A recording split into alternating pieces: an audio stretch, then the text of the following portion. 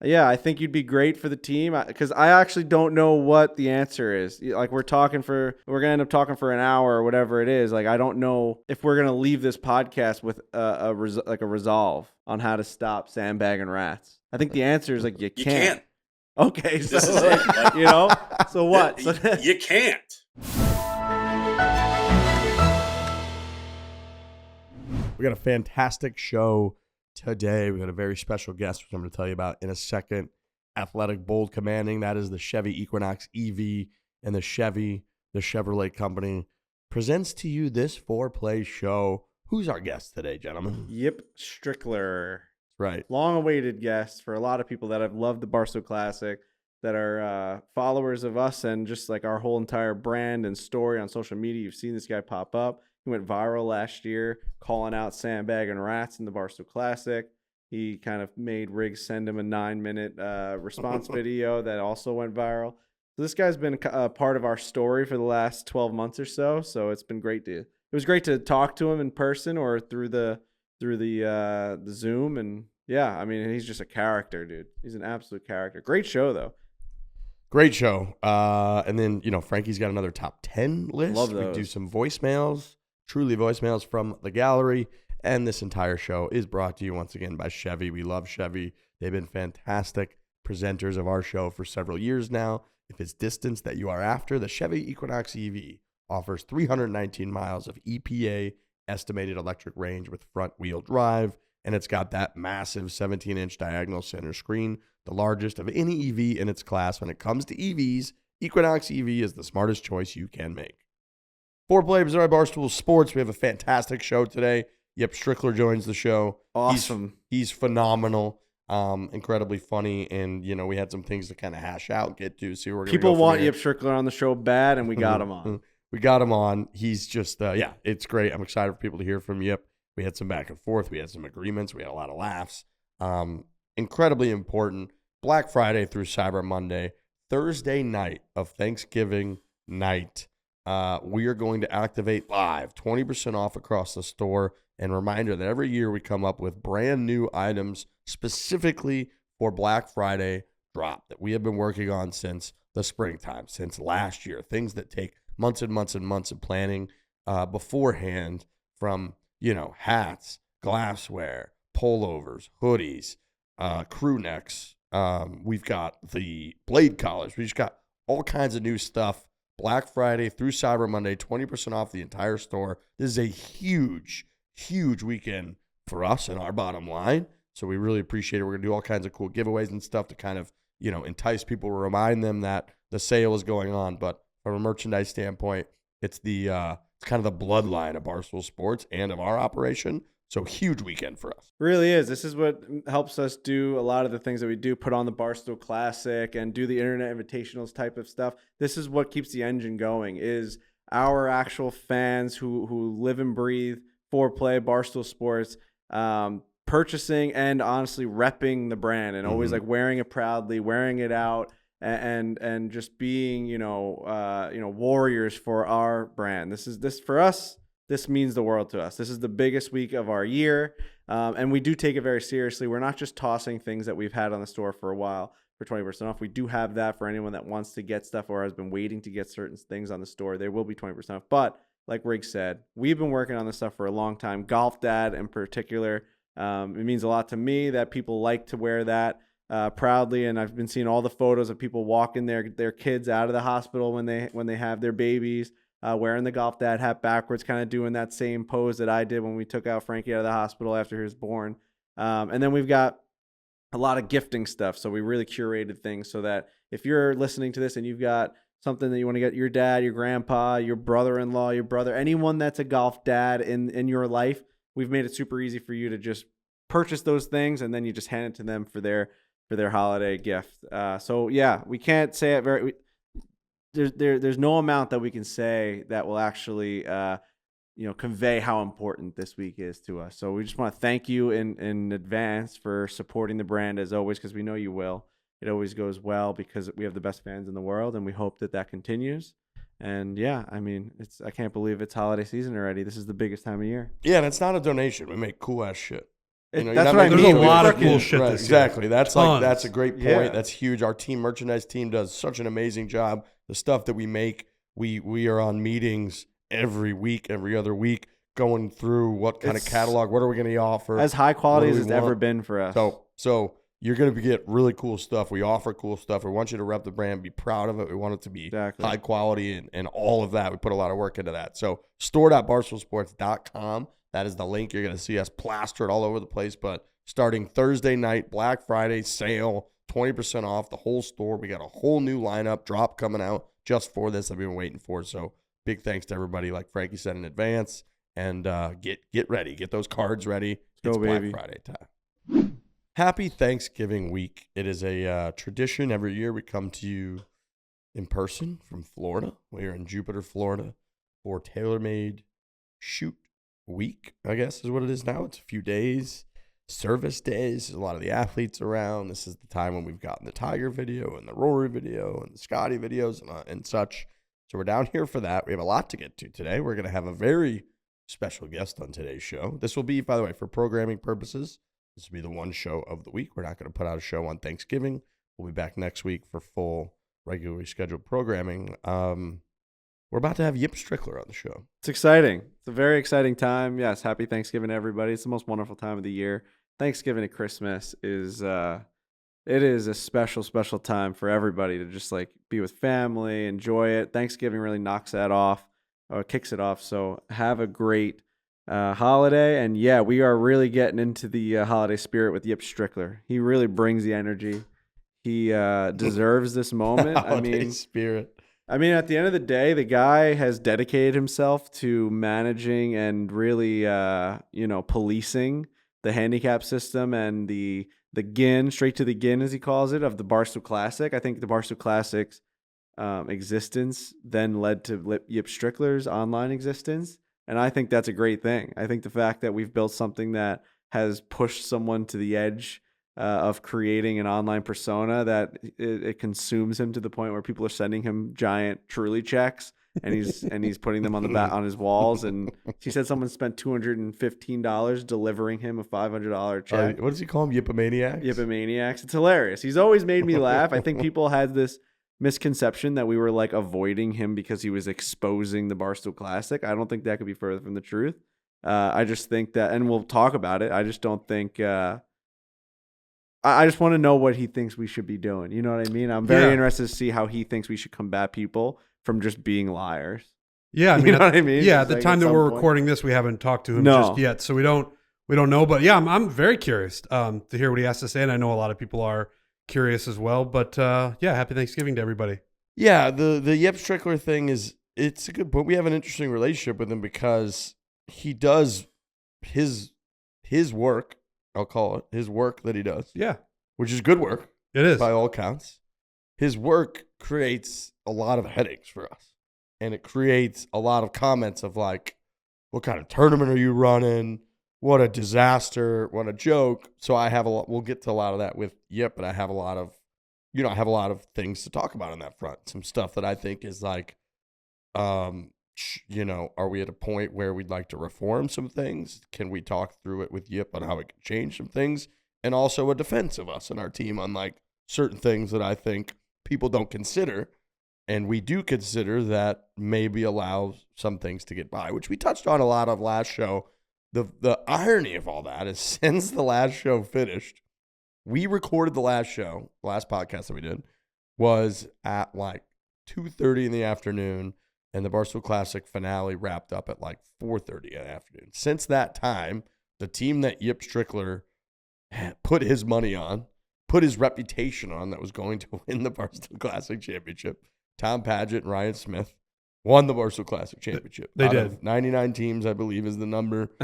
And he, of course, he did the cigar victory video, which is very funny.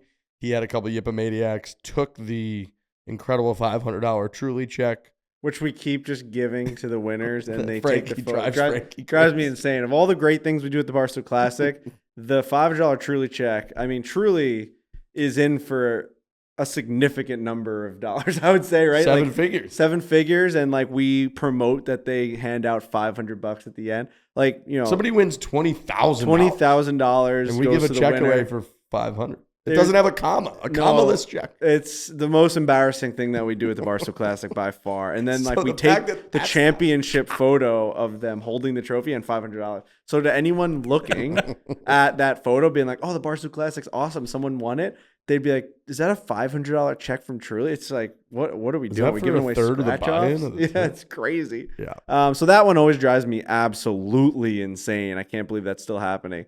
And yeah, I can't wait to hear his other thoughts on the rest of it. But yeah, I mean, the guy Tommy Paget, I'm not afraid to say that I've had, you know, that Yip has really turned my eyes onto this guy.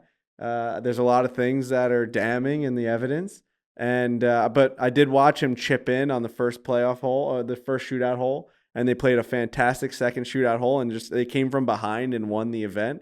At the end of the day, you have to play great golf. If the guy's not being honest about what his handicap is, I get that a 2 or 3 stroke difference when you get to the top of the level of the Barstool Classic Championship does make a massive difference. Even getting into the Barstool Classic Championship when you have maybe a 4 or 5 stroke difference on what your handicap should be, that makes all the difference in the world. But at the end of the day, when you're in that shootout and you start one down and you're chipping for birdie and everyone else is making bogey, sometimes you deserve to lift a trophy. Yeah, and look, in real time, the situation was that we had allowed it to, permitted it to get to the point that it had gotten to, and whoever won from that point was going to be, by me and by us, celebrated. And we watched them chip in. We watched them. Ryan Smith hit a wedge from like 70 yards to a foot, and they went birdie in the gross part of the event. Now, did the net part, was it as legitimate as it should have been? Clearly not, because they didn't post scores that they clearly played in, and that's just a violation of the system. But from the gross part, whatever, they got to that point, it was very awkward. There were boo birds all over the place. Nobody cheered. No, people were not cheering. People were legitimately booing from across the pond, from on the green. And we've never had that at the Barstool Classic Championship. I get it. I've played. Look, golf is the only sport that I can think of where this could exist, where it's like the beauty of the game is there's a handicap system that allows anyone to compete against anyone else. That is what's awesome about golf. The downside of that is it does offer, my phone's going to slip again, another opportunity for people to manipulate the system to their advantage. And it offers another opportunity for there to be enormous amount of debate and controversy and polarization. We in this business and operation, the foreplay golf operation, I don't know that anyone's ever talked about handicaps more than our show.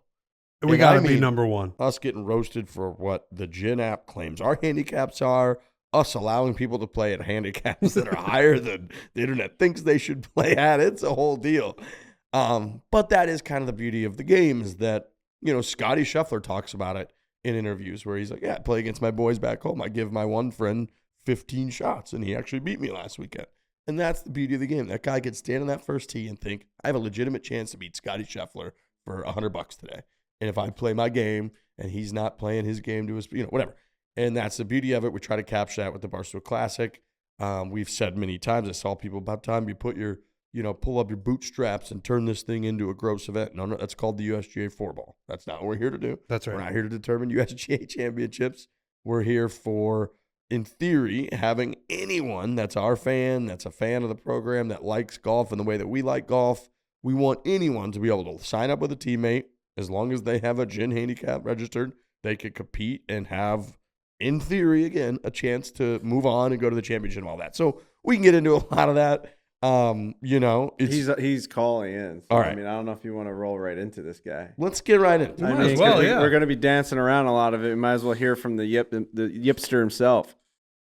All right. Well, welcome to the program. We appreciate you joining us. We were just kind of doing a quick 5 or 10 minutes going through sort of setting this entire thing up. We were sort of acknowledging that our winners from the Barstool Classic Championship were highly controversial. It's the first time in the history of the 7-year history of the event that we've had the champions not only not really be cheered, but booed on the final hole of the events. First time we've had Yipomaniacs steal our really awesome $500 Truly check and mail it overnight to a TikTok handicap rat finding, investigative journalist. So yeah, I'll start with saying that I am, as a guy that loves competing in events, member guests, playing against buddies, all that, and understanding that sandbagging does suck and is like kind of a very rat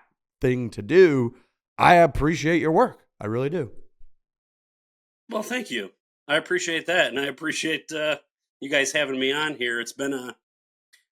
I know it's been a long journey since my name first came across your desk about a year and a half ago. The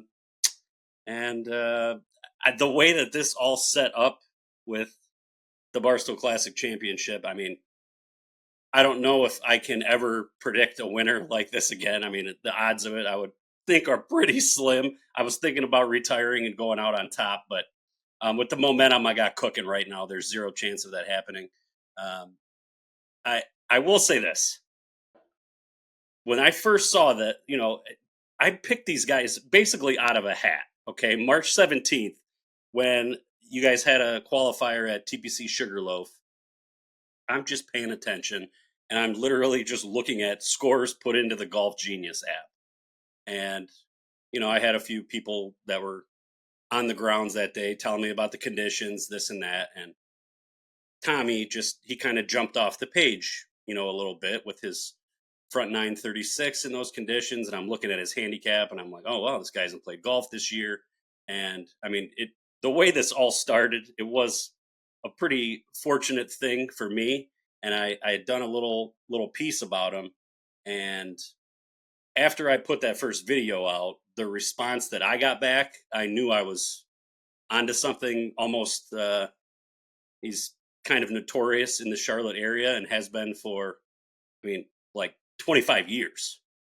So I knew I was onto something, and I pretty much locked in for 8 months. And the way his partner Ryan too, he's really good at golf. Don't know if you remember that shot he hit in the shootout. He's a really good player. And I think at the qualifier, he was playing at like a 2. And me personally, I got down to like a 3.3 a few years ago, and I stink. My swing is garbage. I just will the golf ball into the hole. I got hot at the end of the year, posted like a 73, a 74. Next thing I know, I'm a 3 handicap. And I know that there's zero chance that Tommy has a 3.5 to start the year. That's just not legit. And Ryan has a 2 point whatever. Also, with the amount of 65s and 66s I saw him shoot over the last year or two, doesn't really add up. Yeah, I think that's fair. And so for me, I'll start with like, I don't think you're necessarily wrong. I know, again, you existing has created a lot of headaches for us and a lot of headaches for our staff. But I apologize for that. But I don't mind it. I respect it, and it's made me think like, okay, do we need to dig deeper? I guess my counter to that would be that when somebody pays $500, $600 of their own money, as a team they pay $1,200 or $1,400 as a team, and they give us their money, they're going to give us a whole day off work. My first instinct is not to do a background check on them. It's kind of to like welcome them in to our event and be like, here's the gin, here's, what we're going to put into the system. We're going to move everybody off of 0. So you're going to get X amount of strokes at 50%. And everybody's kind of here to have a good time, not necessarily on a mission to try to make money and like hoodwink everybody out of money. And then if a little bit of that goes on, it's sort of the cost of doing business. And so it's like impossible from a bandwidth standpoint for our team to really investigate 108 golfers at every event in the way that you can investigate people after they win. Like if we post 4 teams that qualified, bang, you can kind of comb through pretty quickly. Legit, might be something sketchy, do some research and find out. But even then, from our standpoint, it's not like we're going to retroactively take something away from somebody for qualifying once they've kind of gotten to the top. So I guess defending us, it's sort of like, I do think we need to look at stuff so that people who blatantly are playing rounds that are deemed to be rounds that should be posted into the gin, that need to be posted in the gin, that are not being posted, if we're able to uncover that in time, then you have to be able to enact something. But I guess my whole point in all of this is sort of, do you see where we're coming from, and how would you, as the deeply respected and investigative journalist in golf, like, how would you handle it? Well, first off, I don't think you guys are doing anything wrong. Okay, this isn't like you're the only major net tournament that this is a problem at. Okay, it's all of them. There's only so much you guys can do. I don't think you guys are at fault one bit. I don't blame anyone on your team for, these guys sign up for the tournament. Like you said, they pay their money. Look, golf is supposed to be like this honorable game. When I kind of started playing in 2011. Okay, I didn't play as a child, and even then, I always, watch a little bit on TV. They always, you call penalties on yourself. This is a gentleman's game, this and that. And when I joined a private club in 2011, and I started playing golf, I quickly realized that it's really not that much of a gentleman's game, and a lot of guys will do just about anything to take home some pro shop credit. So I don't really think. Besides the only bit of advice I would give to you guys, to just, I don't know, maybe just help the entire community of net golfers out there, would be just to auto post their scores. And I know I heard you say something about it in one of the pods, Riggsy, where you were talking about how the USGA has a thing of your most likely score. You want the pace of play to keep moving. And let's be honest, the pace of play at your events probably could get a lot better. I think it's like that everywhere. But if they're scraping and they got a 15-foot putt for bogey, you don't have to put an X down. You're not even supposed to take a bogey. If you're 15 feet away, it's like an auto 2-putt, put down. If it's a par 4, put down double bogey, move on. I like auto posting that. What else can you guys do? Otherwise you would be you'd be like me right now, dedicating the rest of your life to looking at net golfers handicaps. And I can tell you right now, it doesn't pay very well. So I would continue what you guys are doing. You're on a profitable. It's not like people are going to stop showing up. I think if anything, it's just going to get bigger and bigger. The ascent that this event has had over the last few years. I know I think half the time your website crashes. So maybe a couple more servers, a couple extra tournaments. I think you guys would be fine. Yeah, it's definitely it's nice to hear you say that, because sometimes it feels like the pursuit of exposing how many people try and beat the system is almost like at the fault of the Barstool Classic, and it almost comes from when you're from the outside looking in, it's like, are you trying to take down the entity that is the Barstool Classic by showing everyone that plays in it cheats? Where at the end of the day, I think what Riggs says is a great point, where I actually see both sides, right? Like what Riggs is saying, where you don't want to take the risk and press somebody by playing when they're paying customer and they're playing in our event. You want them to have the best time ever. But I also do see all the other paying customers that want a fair share at winning it. They're taking it seriously, which is the coolest thing ever to us, that people show up, they want to win, they're taking off of work, they're paying a ton of money. They do want to play in a fair event. I don't think that any of us want to create an environment where people are showing up just to get swindled, right? That's not what we're trying to create. So I don't want to take the firm stance on the side of everyone that plays just gets to do whatever they want. They paid, so you can come in. We're not going to let terrorists get into this thing, right? At the end of the day, we want regular, normal if they people. pay, if they pay, that's the part that really gets me, is when I see all the other people at the Barstool Classic Championship. There are a lot of great people that go there. They want to play. They made vacations out of it. Their families are there. They have their grandparents walking the golf course with them. They want a chance to win. And these winners raised my eyebrows. I was looking at them. I didn't boo them, but I was like, God, Yip made a pretty damn good point. I don't know. They just had that look to them. And they also, at the end of the day, they felt guilty. The evidence felt guilty, right? I don't think that there's a way that they could possibly have that little amount of scores inputted. Also, there's more public scores of them playing in events than they did post, right? So right there, it's insane. I don't know if it's do you enact at the end of the day, do you do like, all right, you have to have a minimum of 10 scores in there to play in the Barstool Classic, but then like devil's advocate of that would be like, why can't I just like make up scores, right? I mean, like anyone can just lie in this world, and that's the thing that sucks. And like at the end of the day, what are you supposed to do to stop someone from being a bad person?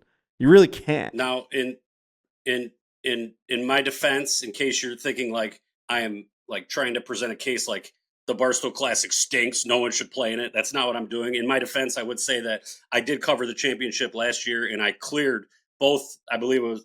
I have no notes on this. I think it's Mike Marbo and like John Van Dyke or something like that. Yeah, they won it last year. I cleared them. I was trying to get. I offered them two pair of G4 shoes or something to send me the check, but I guess they didn't think I was serious about it. So I do want to say, like there's plenty of my investigations too. I might do someone and I'll clear them from. It's not always. I might make it seem like they're going to be sandbaggers and clear them at the end because that's part of the shtick. But I do want, and the thing is like I said, for your tournament and these people, it's the same thing like at every private club. Okay. These guys are spending thousands of dollars to pull into the parking lot. And the last thing that like your head pro or handicap, whoever it is going to go up to this guy that drops $25,000 a year to play golf someplace to be like, oh, by the way, you're cheating and we're cutting you, 3 shots next tournament or whatever it may be. So it's everywhere. This is a problem that everyone has. And that's kind of why my thing is working right now. In a weird way, our best line of defense is you. Correct. You are the boogeyman who, people don't want to get exposed publicly of being like, I think this guy's a cheater. So in a really weird, backwards, but entertaining way, you being like Batman or the boogeyman of the Barstool Classic I'm sure motivates people out there to put their scores in and be like, hey, if we're going to be in this event and we're going to qualify and we're maybe going to win this thing, the last thing we want is our lives just fully exposed by Yip Strickler. So in a weird way, that's kind of the way it is. I'm going to take that as a really big compliment and say thank you. I think that is a compliment. No, it totally is, because we've been to events where they like. I had a guy once. I forget where it was. I wish I actually remember, because you'd probably know exactly the guy it was, because you're so dialed in on it. But he's like, dude, Yip's on my ass right now, and like he was like he got to our tee, and I'm like, well, what's the story? And he's like, he's like pulling up like the events I've played in. He doesn't like that we're out to this lead. And like I watched him, and he hit one out of bounds on the hole that I had watched him, but his partner striped one right down the middle, and he's like, "See, like I'm not that good, but like today I'm having the round of my life." Have you ever had a moment? First off, put your phone away when you're playing at the Barstool Classic. I appreciate that. First thing you do, put your phone in the bag and don't take it out until afterwards. I'm just covering the events live. I'm just saying what's happening. I'm not accusing anyone, but felt, see, that is the thing. Nervous that you were ever going to like ruin someone's best day? Like someone genuinely did play out of their minds, and now all of a sudden they're getting exposed for being a cheater? It does come across my mind sometimes. Yeah. But usually I really haven't. Most of the time I'm just validated, it seems like, because like I said, when I originally posted that thing in March about Tommy Padgett, the tips came out of everywhere. Like, I know way more about him than Ginger, his girlfriend, does. Okay. I know way more about him. And I was really bad. I predicted the winner of the Bars. 1 out of 99 teams that showed up. That is what crazy. Are the chances? Yeah, dude, we were out there. Like he had to chip in on that shootout, and guys around him were collapsing, like leaving chunking balls short, putting balls in the bunker, in the water. It was nuts. Against all odds, they won. It was crazy. It was. I might have been saying some prayers to baby Jesus during that shootout for it all to work out the way it did. I may have wished a little bad things on the other teams too, selfishly, but it seemed like a really good tournament. I'm hearing some good things. Obviously the people weren't so happy about who won it, but so are we in a position where we're ever making like an official offer to Yip Strickler for the Barstool Classic? I think we got to consider it. I think like the ombudsman. How do you say that? Ombudsman. About a year ago, a little over a year ago, Yip and I kind of spoke, and I told him that I was sort of considering something along the lines. We almost brought him to the Barstool Classic Championship last year. Now, he ended up clearing the winners anyway, so it didn't matter that much. But we were very much considering bringing him on. And, that might be, like, what would you be able to do? Would you be able to work your magic and your investigative team and operation, like, preventatively instead of, proactively? Yeah. Well, you said a few minutes ago about how, some guys will, I've had some people, I would say celebrities reach out to me and be like, since your videos, I've been making sure I post all my scores because the last thing I want to do is end up in one of your clips. So I do think there is a little bit of, it's helping a little bit, but the sandbagging rat will always find a way. The good ones, I was asked a question on a podcast today, like, what's the number one trait that seems to be the recurring trait in all these sandbaggers? And it is no shame. They have no shame. So when they win, they don't even care. Like, it's just, Tommy hasn't posted his rounds from the championship. I'm sure you guys haven't been, going straight to the gun every 5 minutes like I have been for the last week, checking to see if he did it. But yeah, I don't think those are going in the box. There were legitimate conversations going around the Barstool Classic Championship clubhouse at Greyhawk, basically saying, if he wanted to accept some sort of role, I think that they would be willing to put you as part of the team if it's something that you wanted to be a part of. I don't know if you want to stay as a neutral third party, just kind of overseeing all net events and all of this stuff. But I do think that, the more that you're kind of aligned with what we're doing, at least it shows like we're not running from it. Like, we want it to be a fair event. We want someone like you of course policing it. I just think it comes better from someone like you that, like, that's your role, as opposed to it being Riggs being like, hey, thanks for coming to the Barstool Classic. By the way, we think you might be cheating today. It's just never going to work that way. And I don't think, we've already stated that for the last 15 minutes, where it's like, it puts the person running the event at a complete disadvantage and also an impossible spot. You need a freaking Yip Strickler going completely nuclear and rogue, being like, no, that you can blame that guy. He has all the data, and then they can argue you. Like, that's your role. I don't think we could change the website from all final decisions are up to Commissioner Riggs. We're not going to throw Yip. We might be up to Commissioner. You would have some to extreme. We can't. This isn't anarchy. Like, we can't just let you run wild. It's like here. Commissioner Gordon and Batman. You guys come together and you talk it out. That's what I'm saying. I would be, and I think that I've always been willing to assess and take any consulting, any advisory, any advice in general. 100%, but we can't let you off the chain and you're just running around making calls at the Barstool Classic. But are you also saying, Frankie, that if you put him on the payroll, it becomes become compromised to a degree? Yeah, I do think that it might soften him up a bit, for sure. Yeah, I would worry about that. I don't know. I think, yeah. Right, which again, I don't hate. The ruling, right? The rulings are a little different if he's wearing a Barstool Classic hat that we gave him, and he's like, "I'm here." They put me up at the hotel. Dude, we get him a swag bag. He's at the hotel. He's gonna be like, everybody's cleared. That'll never happen. I'm way too dedicated to protecting the game of net golf, the backbone of the entire golf industry. It really there is. We go. That's what we like to hear. Dude, you have to be. Where did this come from? Where did this deep passion to... You remind me of Francis Ellis pulling over to the shoulder on the highway to not let people get by, not just going through the lanes like they're supposed to. That's what you remind me of in golf. Where did this... He had to have been cheated in an event. Yeah, where did someone this calling come from? Well, I've been cheated. My wife, Mama Strickler, likes to say that I'm a justice warrior for just the weirdest things, such as sandbagging in golf. Back in the COVID days, I was not on social media at all. Before I started Yip Strickler, I did get on in 2020. I started a website called GretchenHatesGolf.com because Gretchen Whitmer, our governor in Michigan, made golf illegal, and I started. That's kind of, I got on there, and then I quit once I got a $750,000 baloney sales tax. Just it was ridiculous that the state of Michigan sent me, which was just total nonsense. I thought it was Come a little on, too they came after coincidental. you? So They came after you for this? GretchenHatesGolf.com got pulled. Did sell some T-shirts.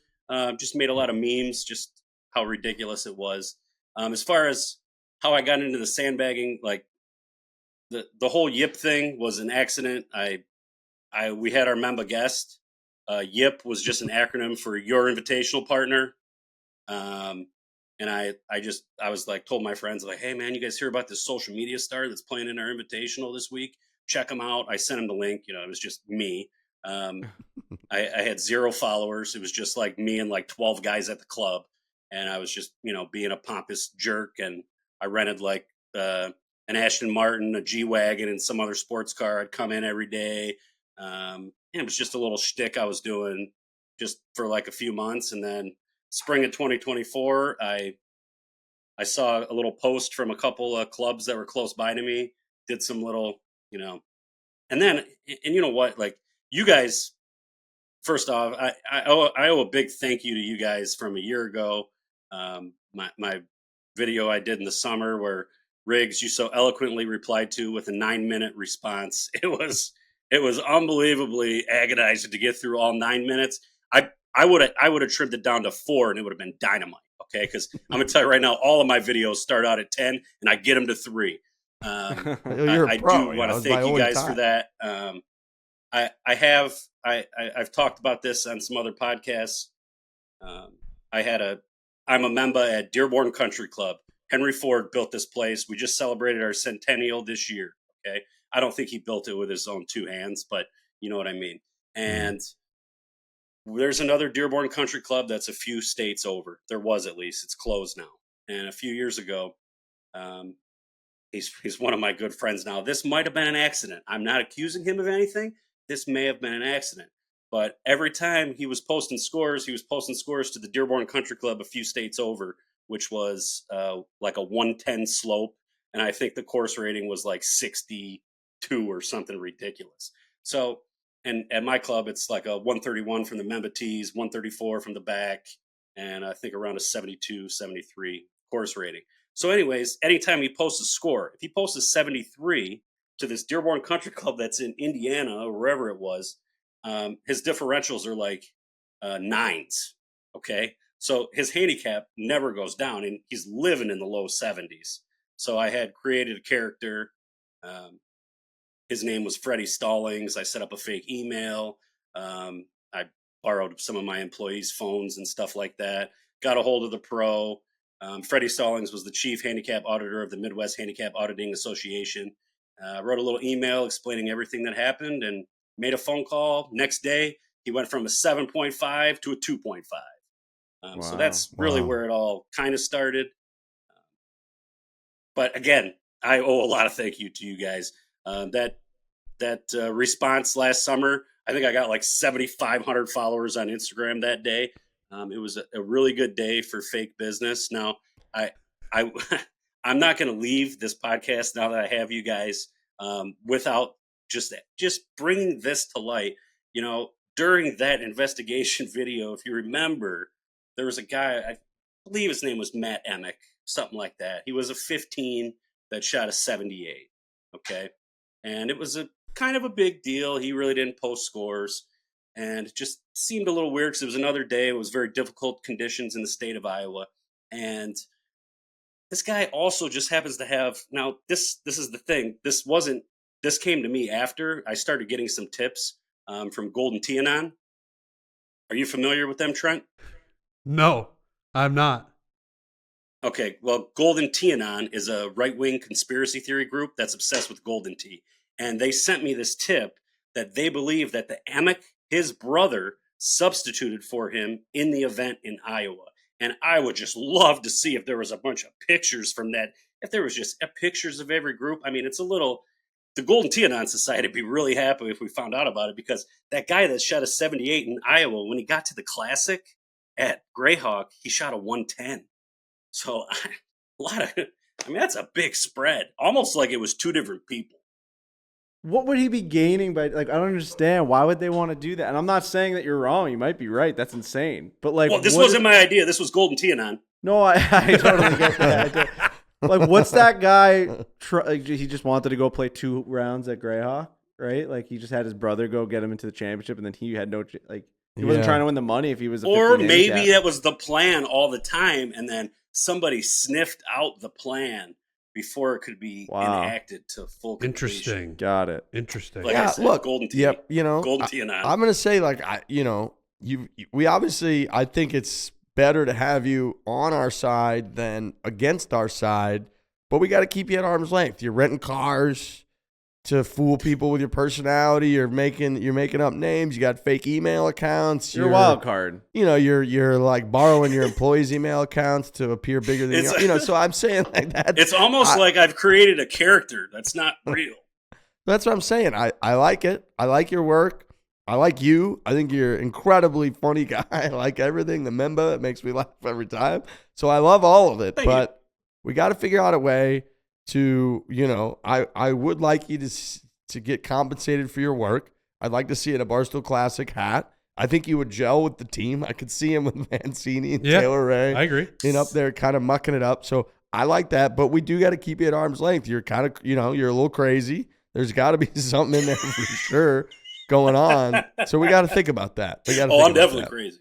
I mean, who knows if I'm not acting like you're going to accept any offer we give you, but we might have to give him an offer. Yeah. See what he says. You're allowed to decline anything, obviously, if you want to stay a third-party guy. But, yeah, I think you'd be great for the team because I actually don't know what the answer is. Like, we're going to end up talking for an hour or whatever it is. Like, I don't know if we're going to leave this podcast with a resolve on how to stop sandbagging rats. I think the answer is, like, you can't. You can't. Okay, so This is it. so what? You can't. This is why this fake business I started is going to be so successful for so many years to come. Such a good point. It's a good point, dude. Doctors aren't just healing everybody. If they were, there's no business, That's right. This guy owns a cemetery of golf gins. Hey Riggsy, you know where Memba came from? No. We used to have a member at our club. Her name was Paula. God bless her. And she was from Boston, and she didn't like it very much if guys were given preferential treatment, in front of the women, and they shouldn't. I'm all for all people, right? Well, there was one day where she's just out in front and she's just screaming, "I'm a member too! I'm a member too!" And it's basically just that's how that happened.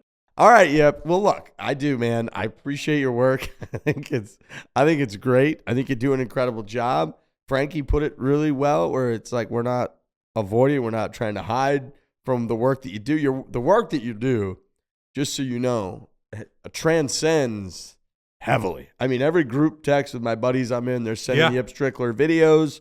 Everybody at the Barstool Classic has been like, I'm on Yip's radar, or I'm trying not to get Yip today. Like people talk about it. It's in the vernacular all the time. And I mean, I got group texts from like work groups, the TaylorMade group, the Adidas group, like with all the employees. They're sending Yip Strickler videos, our Barstool Classic team. Oh, sounds like a couple companies I should reach out to for potential 2026 brand deals. Write those down. But it is great work. It really is to hold people accountable, which is a good thing. And you broke through with just an incredible prediction. That really, you just can't ignore it. You can't move past it. You can't think that maybe this guy just sniffs a little too hard at stuff. When you predict out of 99 teams, you get the one team that wins the Barstool Classic Championship, and they're not posted scores. It just needs to be addressed. So we're going to, like Frankie said, right? You don't have to accept anything like you said. Maybe you don't want to do it. Maybe you do. But I think there's a future here, maybe. So keep up the great work. Well, I appreciate any consideration, and thanks for having me on, Trent. I would like to say I once I started finding you on YouTube, like doing those breaking 90 videos and whatnot, every time you would shoot a new score, a new low, I would always check, and you would always post it. So on behalf of the entire net golf community, thank you for doing the right thing. It's my duty and it's my pleasure, Yip. And those were really hard, Yip, because we would film those like 2 or 3 weeks in advance, sometimes a month, and then you couldn't post them because it was such a popular series that people would be hawking his gin. Yeah. And Yeah. and then honestly, like sometimes weeks go by and you just like forget. The video comes out, you're so hyped up, like you're like promoting it, and you're like, oh my god, I forgot to post it, and then people would be all over us. Yeah. Oh, dude, that's It's really happened, hard. man. It is, because sometimes we'll have like huge matches, or we'll be promoting.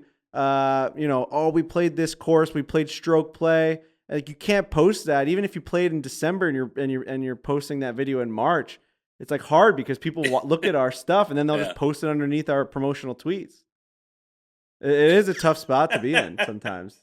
It really is. It's crazy. You got a whole army out there. Plus, He does. Plus, it's like people think like, oh, how many people would go to it? But if like one One person responds to the promotional tweet, everyone that sees the tweet just sees what the score was. and then Zyre Golf will grab it and post it on their it's thing, tough. and then you're just like, well, now everybody saw it. It ruins the video. So yeah. But how many screen time hours logs on the GIN app do you have in your life?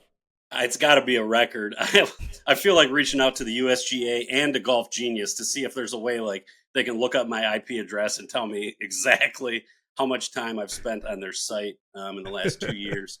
I'm a big nerd. I'm not afraid to admit it. I love numbers, and I don't know. I can look at them forever. I probably spent 2 hours today just looking at some tournaments that were won over the weekend. And, I think my next video, if I don't know if I'm going to have time with the holidays this week, but I got a lot of slack because in my Barstool Classic Championship video, I mentioned that, Tommy's girlfriend had kind of came at me in the comments section back in the spring. And I just said, like, I'm not used to I don't know how to act when women are talking trash to me. It's like a little different. If a dude's talking trash to me, I'll just give it right back. But a lady, you got to be a gentleman and let him, get it off their chest. And I got accused of, some people like, oh, you're afraid of women, you blah, blah, blah, talking trash in the comments. So my next video is going to be about 2 potential lady rats. I think that's what we're going to do. I gotta let a little people know that teaser. Have you done that at all? I will cover anyone. Okay. All right. Amazing. All right. Yeah, Wow, it's a yeah, little teaser. yeah. I mean, this is all great stuff. We do appreciate all the work you're putting in. It really just validates that for us that we've created something that people do care about, and I think that's an awesome thing for everyone to be involved in. It's like, you. How many qualifiers next year? How many have we booked? Do you know how many qualifiers? Same You're amount? not on the inside yet. Yep, you're not on the inside yet, buddy. Nope. I'm just. That's fine. That's fine. I was just curious. All right. Yeah, thanks, man. Thank you for taking the time tonight. We'll be in touch. Thanks for having me, Keep- guys. Keep up Appreciate the great you. work. Absolutely. Thanks, you. Yip.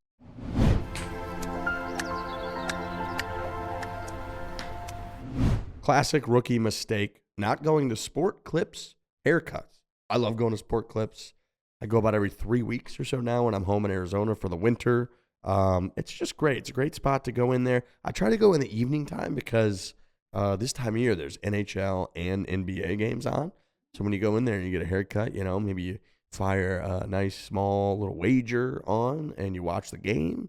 They got the experts in men's hair. You don't ever really have to wait because we love the app. You can just log in on the app. It's nice. Yeah, the app is really nice. I might try to hit one actually while we're here. I need a little haircut. You go on the app. It shows you how long the wait time is.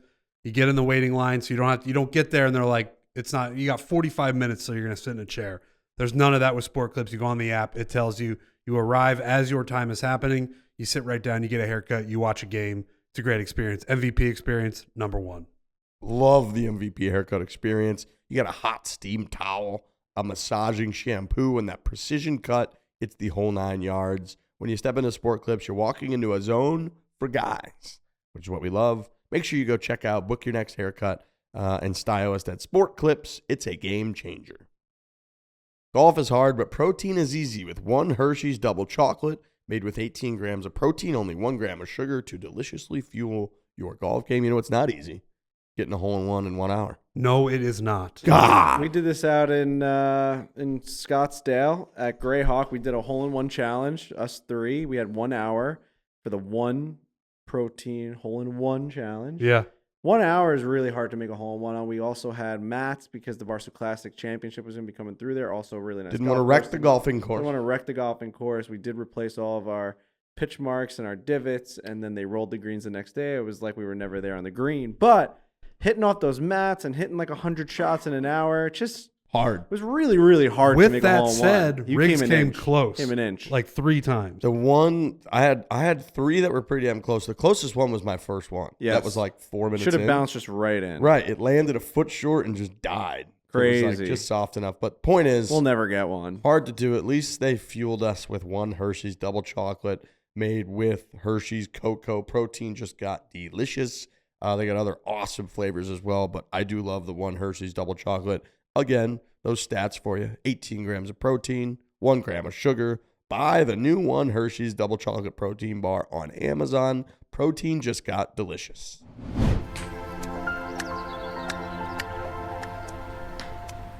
All right. Yeah, I mean, the people have heard from him. Look, he's fucking hilarious. He's a very funny guy. He's sort of, I mean, he's a Barstool kind of guy. I mean, he's so deep in the weeds into something that is so trivial that it's every part of it's funny. The fact that he said he spent hours going over some tournaments over the weekend that just caught his radar. Yeah, he's got a very deep. He's been cheated. Clearly that's kind of pointed him in the direction of making sure he's holding people accountable and on the right side of history when it comes to net golf. Yeah, we've created a show and events and the whole deal. We've created a brand that people are fans of, and then that also creates like little side characters. We have Foreplay Tracker. We've got Yip Strickler. We've got a bunch of things kind of circulating our brand, and that's what makes Barstool. The fact that you got a guy like Yip Strickler, all he does is he keeps people accountable for their handicaps, and then that has a following now. It's an amazing ecosystem that you can kind of build out here at Barstool. I mean, Dave has had people like that throughout his entire 20-plus years of building Barstool. He's had these little characters. Weird haircut Seth. That's right. Stuff like that. So it's great. I mean, it's refreshing to see that that's still happening. And I think we got to where we wanted to with that, where we wanted to ask him, what can we do? Is there a place we can get to where we can stop this? And with the sandbagging and the handicaps and all that. And Yip gave us the answer, and that answer is no. Well, that's the thing that sucks is the general public that sees his videos, and they do well. Like, so a lot of people do see them. Yeah. And that's why I said the tone thing. Like, the tone of some of his videos is almost like this event has cheaters in it, and that's why almost like you shouldn't play in it. Like, it's like, he's not saying that directly, but then all of the takeaway of some of his videos is like, wow, we'll get tagged in all of his tweets and videos being like, how could you guys run such a shitty event? And then like that keeps piling on. When in reality, it's not a shitty event. Not everyone is trying to cheat it. And even he just said on this very show, there's nothing you really can do to stop people from being assholes. And if you watch him in this interview or listen to him, and I hope a lot of people do, he's like, it's a great event. Barstool Classic is an awesome event. He's like, oh, it's great. So a lot of things get lost in translation on social media. This isn't the first one, but to hear him say like, you guys are doing a great job. There's really nothing you can do. And the Barstool Classic is great. I don't know where to go from there. Think if you're a golf fan on social media, a Barstool Classic in Colorado takes place or wherever it is, right? Iowa, he was saying. And for us, we're at the event. For us, our biggest takeaway for the entire day or our biggest goal for that day is to have every single person that goes to that Barstool Classic have a great day, have the time of their lives, have their Trulies, have great food, listen to music, the whole deal. Like, that's all we really care about. We post the winners, we post a couple putts on the Truly putting contest, and then we go to the next city. So we're not really like promoting it as much as, if you're just a golf social media fan, you're scrolling through, you're like, oh, the Barstool Classic's in Iowa today. Your only real takeaway from that, if Yip finds and hooks one of his fish at that event, is like a negative story about how someone cheated at that Barstool Classic. If that happens 5-6 times throughout a year, like, you might just only be seeing these things, and then also just like us posting the leaderboard, and then Yip responding to that leaderboard being like, that person cheated. They don't have control of this thing. Yeah, I don't know. I mean, it's a really hard thing to police. Well, and him predicting the winner of the championship, that's a perfect storm. Perfect. It's a perfect storm. We need to storm get him. Last year, I mean, again, the reason I responded with a 9-minute video was it does come off like he's coming at you a little bit. Yeah. And he's coming at the event. Well, and he it's also, like, that one, he like tagged you being like, what are you going to do about this? yeah, right. And it had millions of views. Millions. So it's like, well, yeah, of course I'm going to respond. And plus, it's like you want to respond in defense of our team. It's like the team that puts on the Barstool Classic. So folks know, I mean, when you're there, it is endless praise from all of the players. Every player comes up and it's like, I just want you guys to know how well run of an event this is. This is so much fun. Me and my partner really didn't know what to expect. Or this is our 5th year. Every time you guys keep elevating and up in the ante, and we're just very grateful for the work. So that's sort of the feel, and all that goes on to the team, as it should. That's like our events team, our branding team, the signage, our sales team getting partners to sponsor it so that we're able to go above and beyond on providing that experience.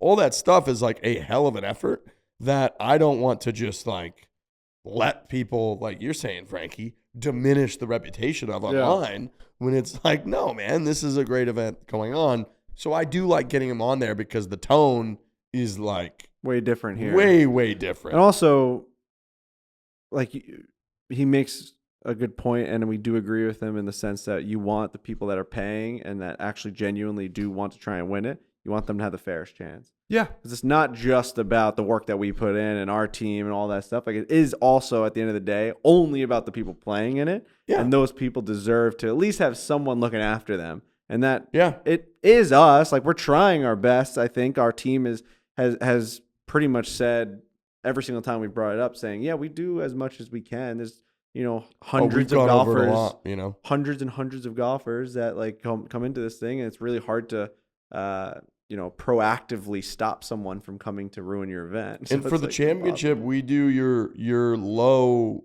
index over the last year. Yeah. So we don't do like your current.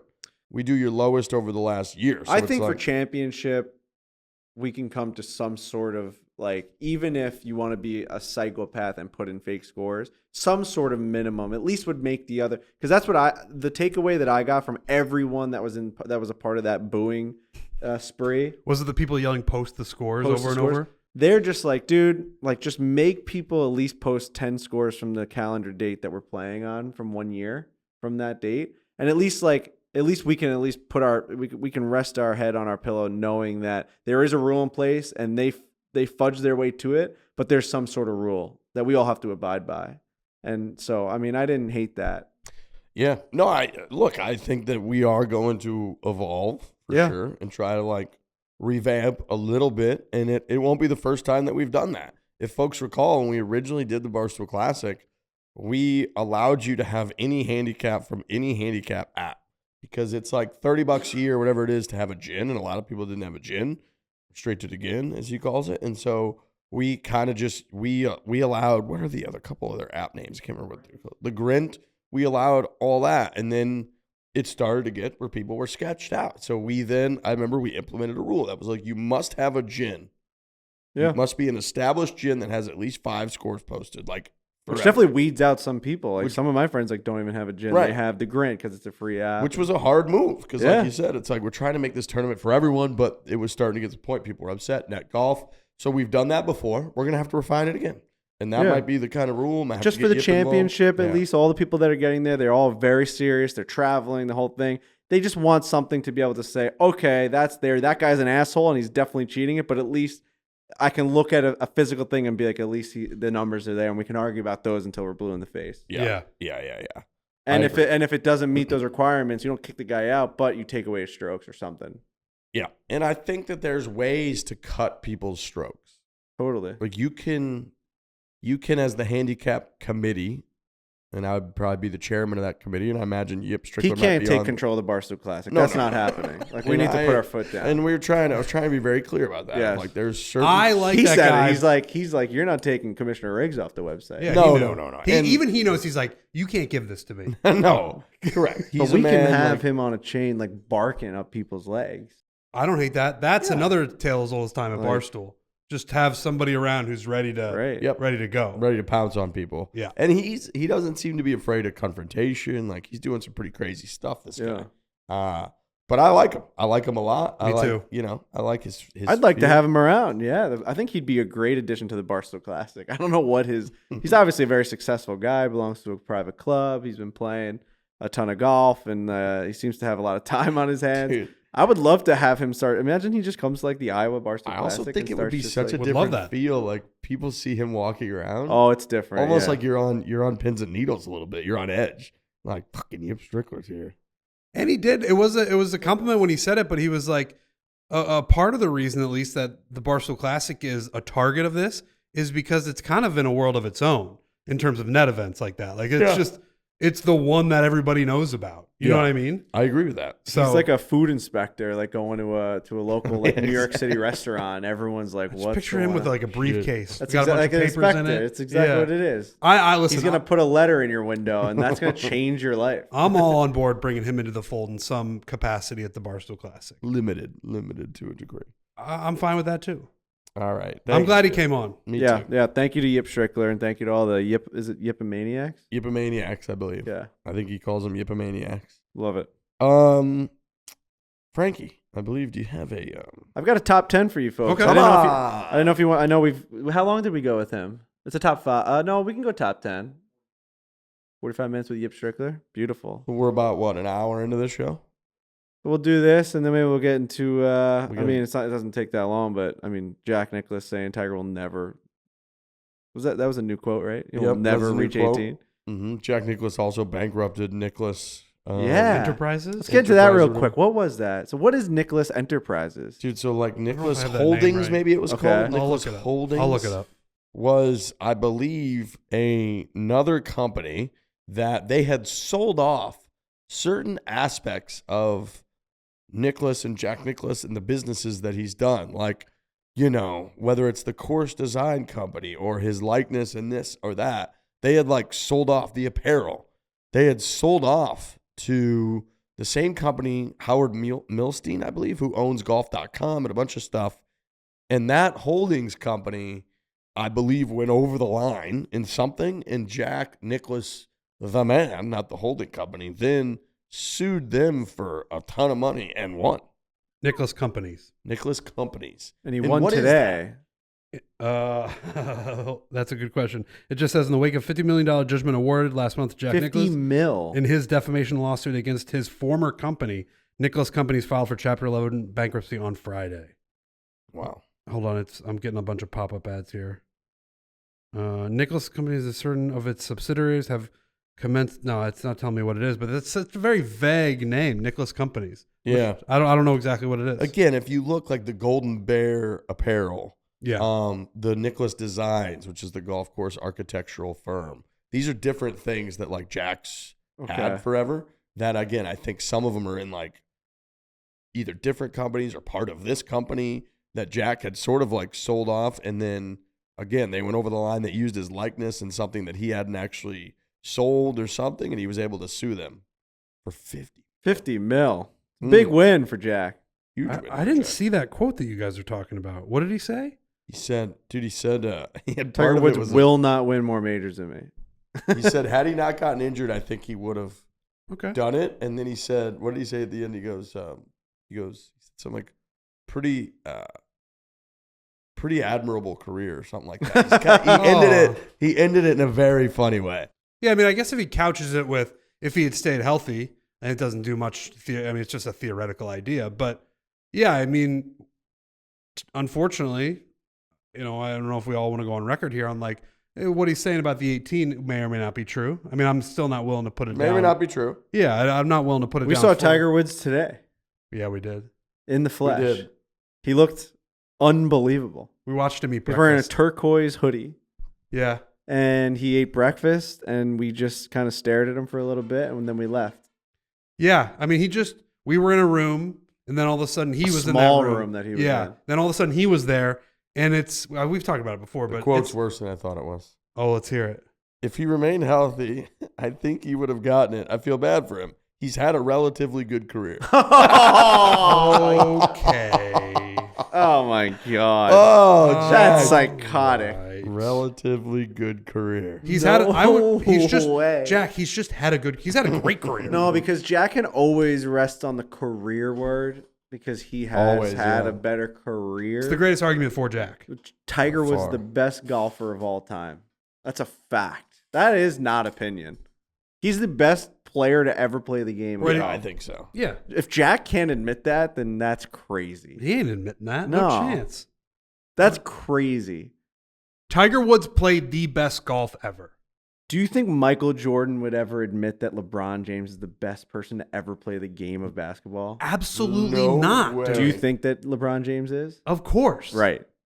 You agree with Ryan that, Ryan Richards is a Richardson? big ball knower. You're a sports but fan, like yeah. that's just how I the don't. world works. I You don't. don't think so? Rational thinking brain? Rational thinking brain would say I mean, this again, guy's I'm not- playing the game better than Jordan did. That's a fact. I'm not some like basketball expert. We can't do the Jordan versus LeBron No, debate. I know, I'm not but, some but basketball LeBron, We can't do that. But Jordan had the best career ever. He's the best player ever. But I don't know. Just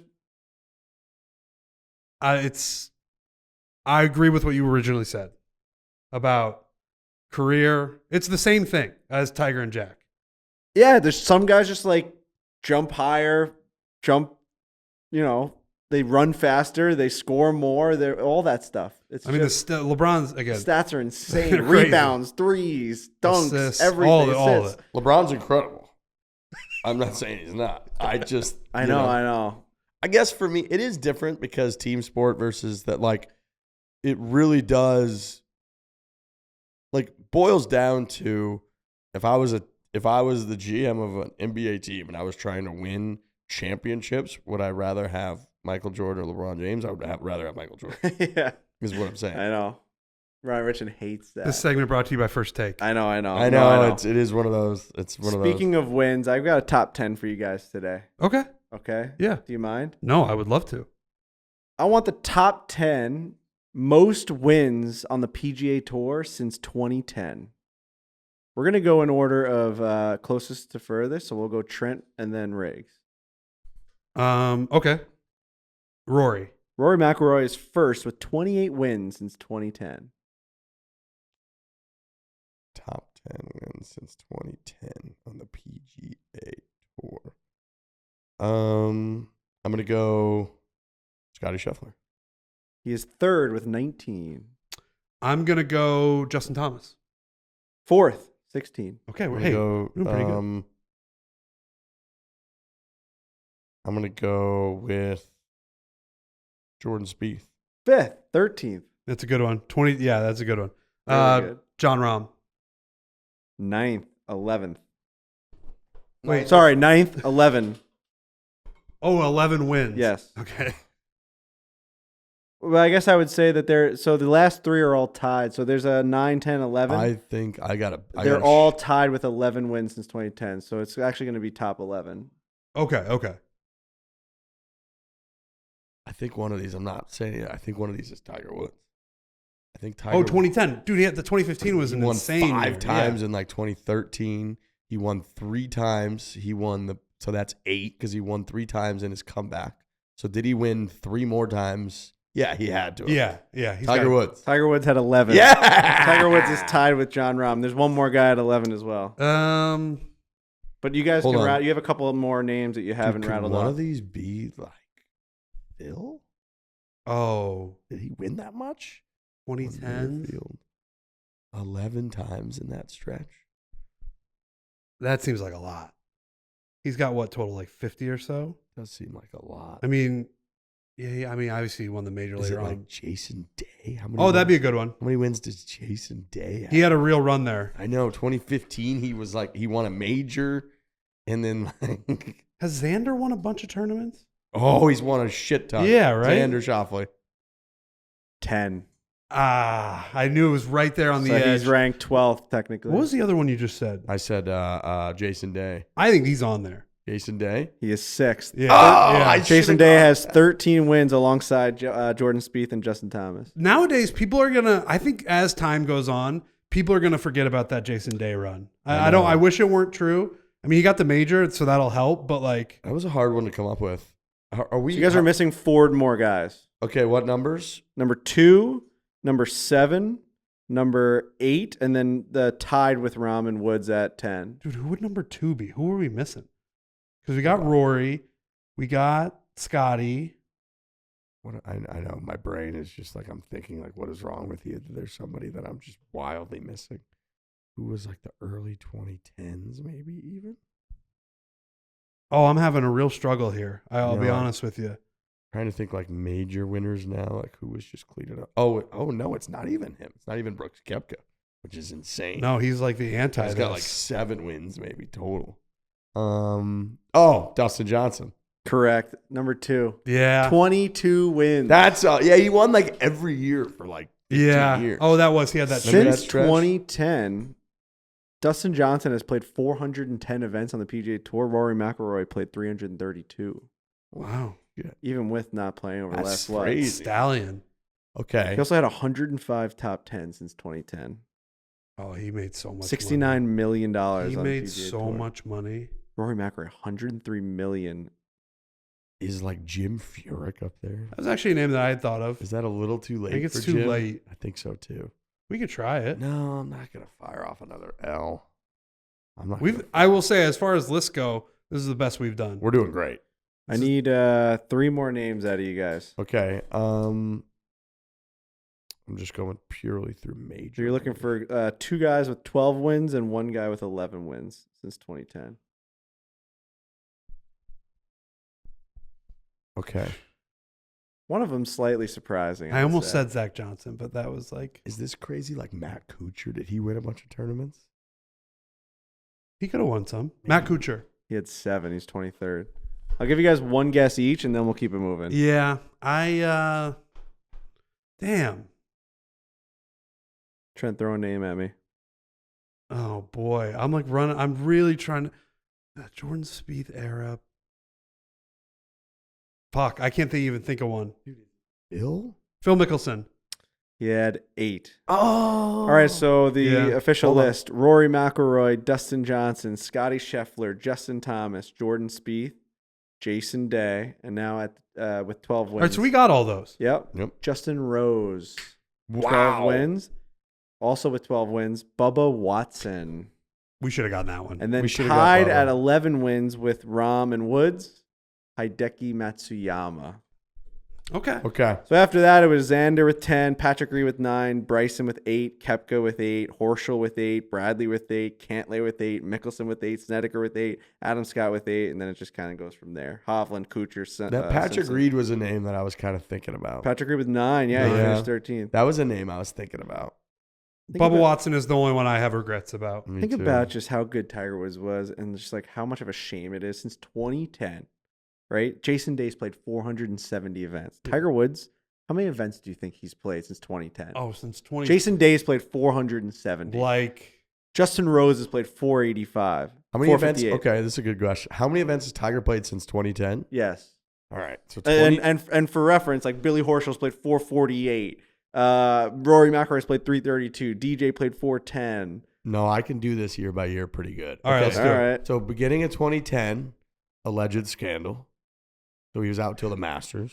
He probably only played like 8 or 10 events that year. Okay? Yeah. Okay. 2011, he played pretty decent schedule, but he got hurt a little bit. So let's say he's at like 20 events through those 2 years. Oh, those 2 years. Okay. Then 2012, 2013, he ramped it up. 2013, he got to #1 in the world again. He should have won the Masters. He hit the pin and went in the water. Yep. He won 5 times that year, I believe.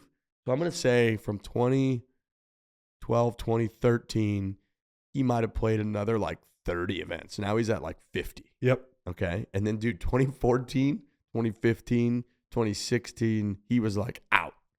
I bet he played like 10 events in that stretch. Yeah. Let's say We're at 60. let's say he played a few more than we think. Let's say 65. Okay. Okay. And then 2017, he starts to ramp back up. He plays a lot in 2017. He played like 16 or 17 events. So he'd be at 76. Or no, No, we're at 80. he'd be at 80. Then he played a good amount in 2018. He won East The- Lake. He won Zozo. Or no. He won Zozo in 2019. Oh, yeah. So then 2018, he played a lot. Let's say he's at like 95 events Okay. after 2018. 2019, he plays not as many, but he played like probably 10 or 12 events. So let's say he's at like 105. 105. And then he starts to play nothing after that. Nothing, dude. Well, 105. And then 2020 hits, COVID. Didn't play much. Yeah, he hasn't played He's much played at like all, 20 man. events since then total, maybe. Yeah. So 125. Yeah. I don't hate that number at Is all. that too high? Does that feel too high? No. 10 years or 15 years. Let's say 125. You guys did pretty good on the math. You're a little low. Okay. So I think a couple of those where you're like, you're probably saying 10, he probably did 15. And if Yeah, you multiply sure. that by like 3 or 4 more years, he played 153 events. Dude, that's pretty good. Pretty All good. right, all Like right. when the other guys had 470. I mean, even Justin Thomas. 470. Yeah, it says Justin Thomas has had 250 events since 2010. I guess just because he's younger and he just hasn't Oh, been he in wasn't the- there the first 5 years. Yeah. Yeah. Yeah. So yeah, I mean that's a pretty good call right Pretty there. good. Pretty good. That's damn good. Yeah. I mean, you're Amazing. within 20. It's just been so 25. tumultuous. I know. Yeah. I know that I like remember it. It's like scar tissue from remembering all of it. 153 events, 34 top 10s. He's only played 441 rounds of golf since 2010.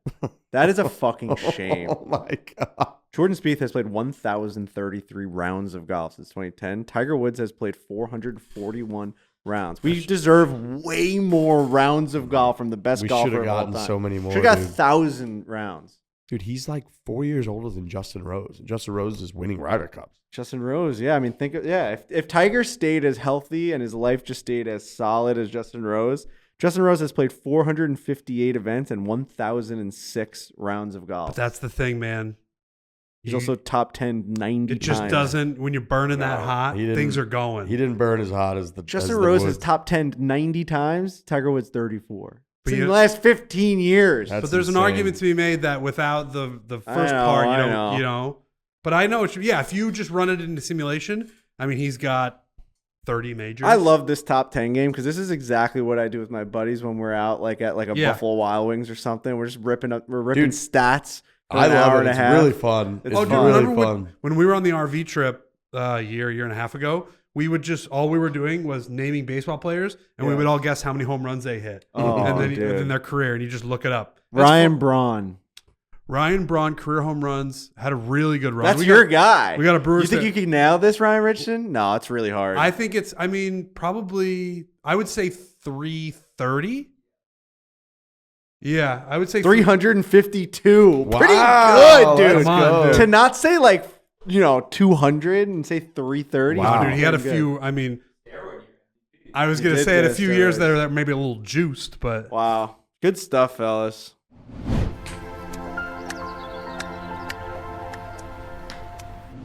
What is your favorite holiday tradition? Do you have photos of it? of course.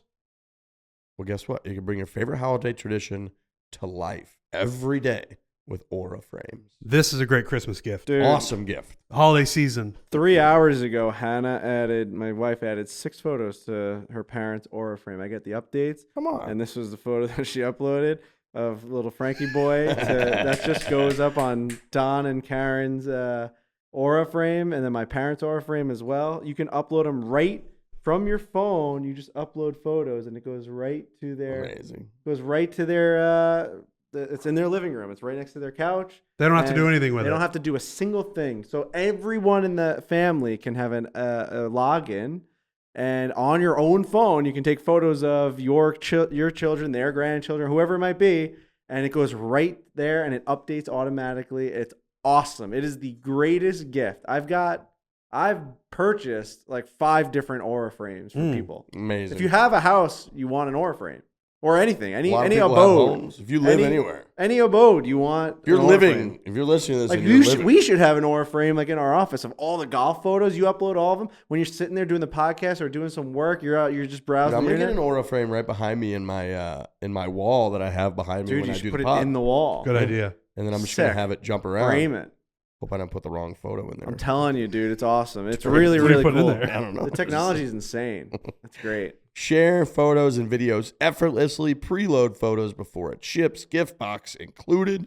For a limited time, visit auraframes.com and get $45 off Aura's best-selling Carver mat frames, named #1 by Wirecutter, by using promo code FOREPLAY at checkout. That is auraframes.com, promo code FOREPLAY. That's one word, FOREPLAY.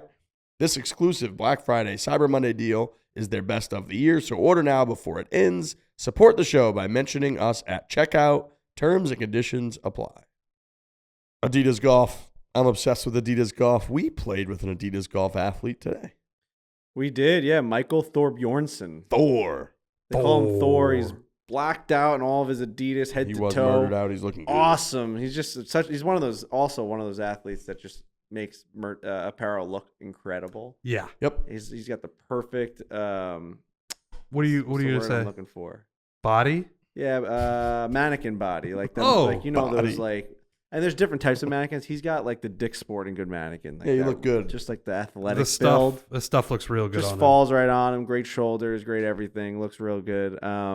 Adidas has been unbelievable. Adidas, I got the shoes, I got the sweatpants, got the hat. The sweatpants are killer, absolutely killer. him. I got a few pairs I've of those. got They're 7 so nice. pairs of them, all different colors. 7. I got 2 blacks, 2 grays, 1 blue, another black, another gray, different types. One with like the big pockets. Dude, they're just so good. There's so much This time stuff. of year, man, walking around the house in Adidas, going to bars, you can wear them anywhere. Make sure you check out all the Adidas golf, items, offerings. The website is adidas.com/foreplaypod, and we've got kind of a curated link there with all of our favorite things. Also, the final chapter of the 2025 Originals Golf Range introduces elevated styling for the course, inspired by high fashion. Also introducing bold colors, so all kinds of good stuff out there. Adidas is the official golf apparel and footwear partner of us right here at Foreplay. That includes that new Originals Golf Range. Tour 360s. I'm obsessed with the Tour 360s. Best. I've been wearing them nonstop. I got the Addy Zeros. They're great. Oh, they're just Slip all of them right so on. comfortable. They look good. They got such range in Adidas, such range, and we all wear different shoes, which is amazing. That's not like mandated. We just like different shoes, and we like all their shoes. Check out the newest drop and check out all the latest golf gear at adidas.com/foreplaypod.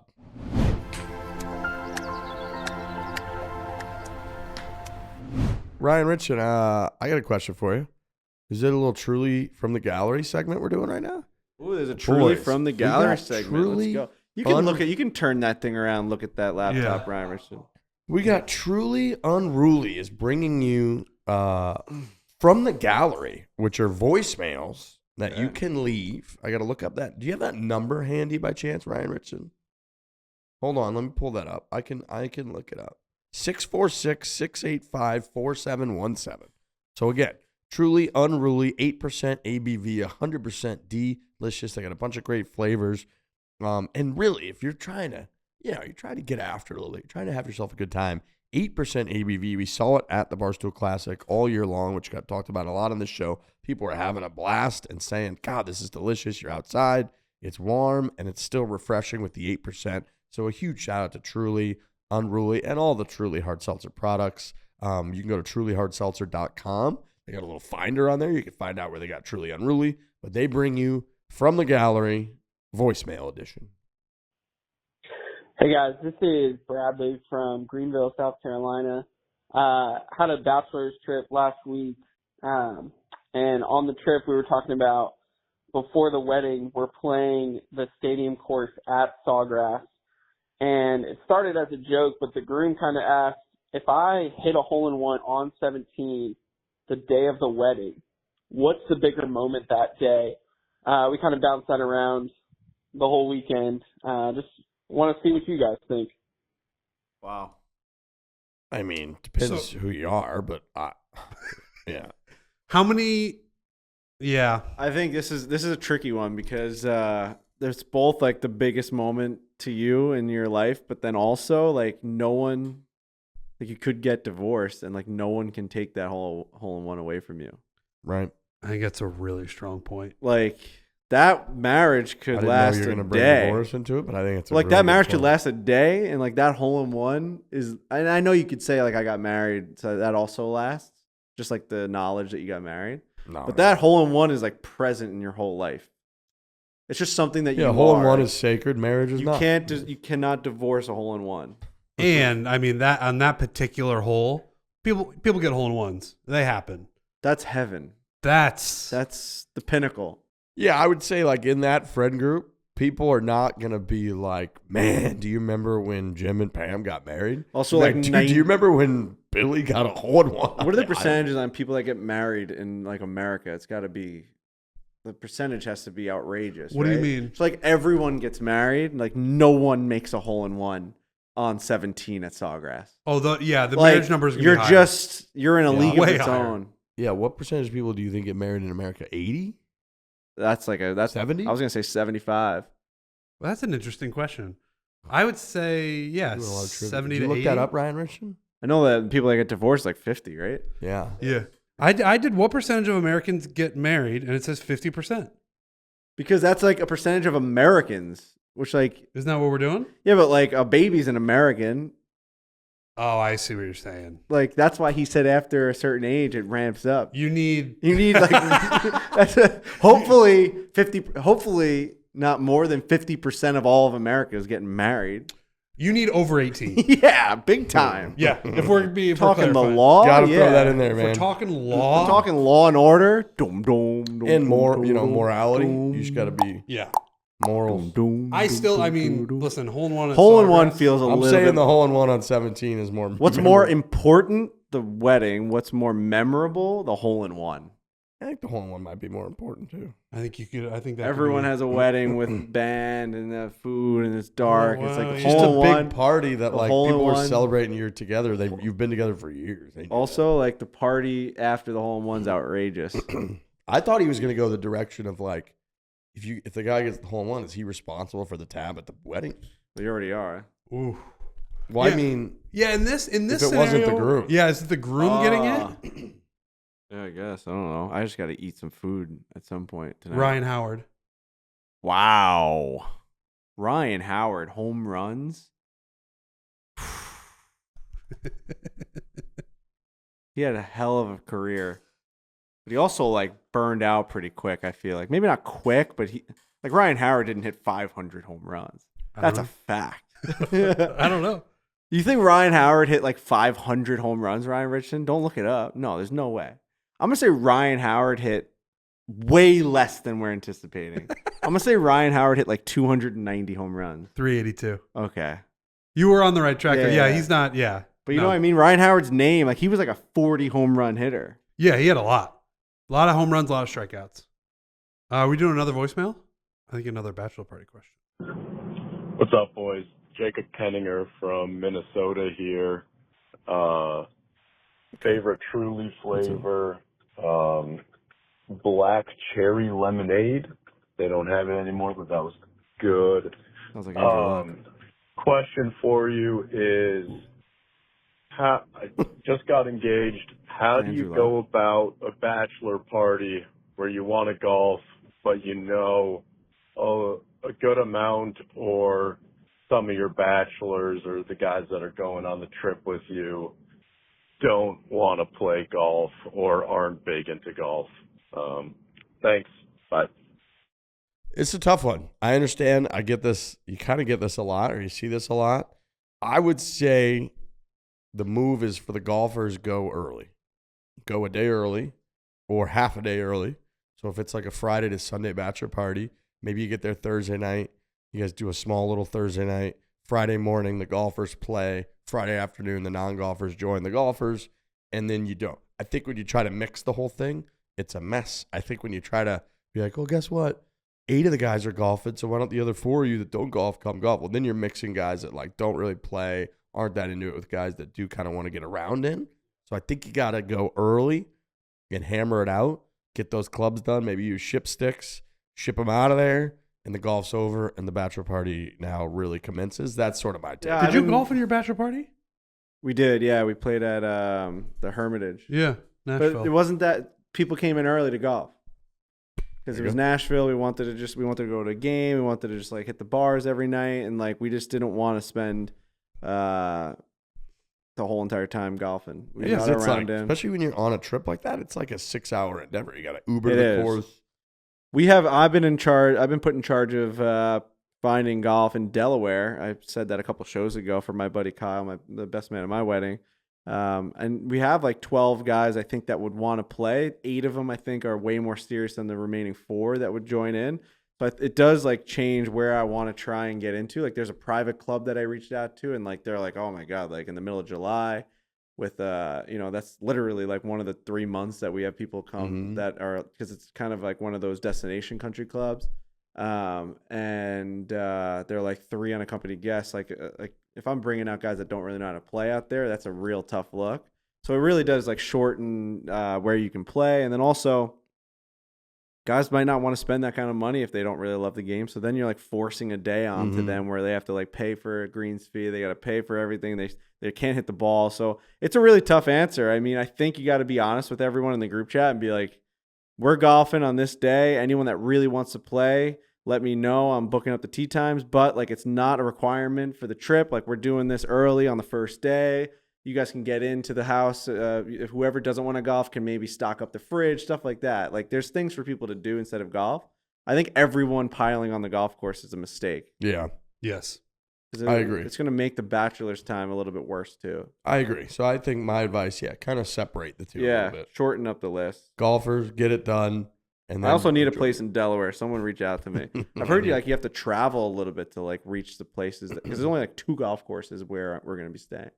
It's hard. It's really hard. When someone just says like book 12 people to golf, it's like hard. Very hard. Have you ever done Newport, Rhode Island? No.